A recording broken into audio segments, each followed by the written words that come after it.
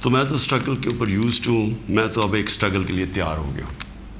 میں نے تو اب پبلک میں نکلنا ہے اور میں نے اسٹرگل کرنی ہے. میں آج اپنی ساری قوم کو کہہ رہا ہوں، یہ امپورٹڈ حکومت جو لانے کی کوشش ہو رہی ہے، پرسوں سنڈے کو آپ نے سب نے عشاء کے بعد آپ نے سب نے نکلنا ہے اور ایک زندہ قوم کی طرح احتجاج کرنا ہے، پرامن احتجاج کرنا ہے. میں پھر سے کہتا ہوں، کبھی بھی آپ نے احتجاج میں توڑ پھوڑ اور کچھ تصادم نہیں کرنا، پرامن احتجاج. لیکن آپ نے بتانا ہے کہ دیکھیں آپ نے اپنی فیوچر کو کی حفاظت کرنی ہے، آپ نے اپنی جمہوریت، اپنی ساورنٹی کی حفاظت کرنی ہے، اپنی آزادی کی حفاظت کرنی ہے. یہ جو باہر سے امپورٹ کر کے سازش کر کے اور ضمیر خرید کے یہ ڈرامہ جو ہو رہا ہے، آپ نے اس کی پروٹیسٹ کرنا ہے. یہ آپ کا فرض ہے. ایک زندہ قوم امر بالمعروف پہ کھڑی ہوتی ہے، اس سے قوم ایک زندہ قوم کا پتہ چلتا ہے لوگوں کو. اور میں یہ بھی کہہ دوں آخر میں کہ جو تاریخ ہے وہ کبھی کسی کو معاف نہیں کرتی.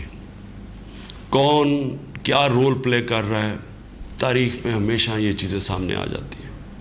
کون سے سپریم کورٹ کے فیصلے اچھے اور کون سے اس ملک کے لیے نقصان دہ، یہ ساری آپ تاریخ اٹھا کے دیکھ لیں، سامنے آ جاتی.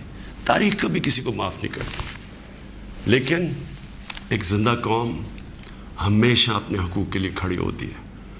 اور ہمیشہ آپ کی سب سے بڑی کہ آپ نے یہ غلامی نہیں قبول کرنی. ایک آزاد قوم کی طرح آپ نے کھڑے ہونا ہے. ایاک نعبد و ایاک نستعین، لا الہ الا اللہ، کوئی خدا نہیں اللہ کے سوا. یہ نعروں پہ پاکستان بنا تھا. اس کے لیے قربانیاں دی تھی لوگوں نے. اس لیے قربانیاں نہیں دی تھی کہ کوئی باہر سے آ کے امپورٹڈ گورنمنٹ اوپر بٹھا دے اور ہم چپ کر کے تماشا دیکھتے رہیں.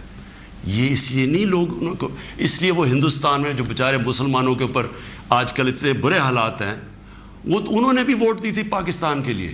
انہوں نے اس لیے نہیں دی تھی کہ ہم آ کے ایک امپورٹڈ گورنمنٹ کے نیچے ہم بیٹھ جائیں اور ہم جی حضوری کریں اور ہم کہیں جی ہم تو بیگرز آر ناٹ چوزرز. اس لیے نہیں پاکستان بنا تھا.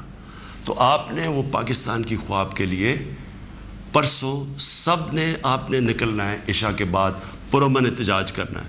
اور میں اب آپ کے ساتھ ہوں گا، میں آپ کے ساتھ پوری اسٹرگل کروں گا. میں کسی صورت تسلیم نہیں کروں گا کہ کسی قسم کی امپورٹڈ گورنمنٹ اس ملک کے اوپر مسلط کی جائے. سبسکرائب کریں اور بیل دبائیں تاکہ کوئی خبر رہ نہ جائے.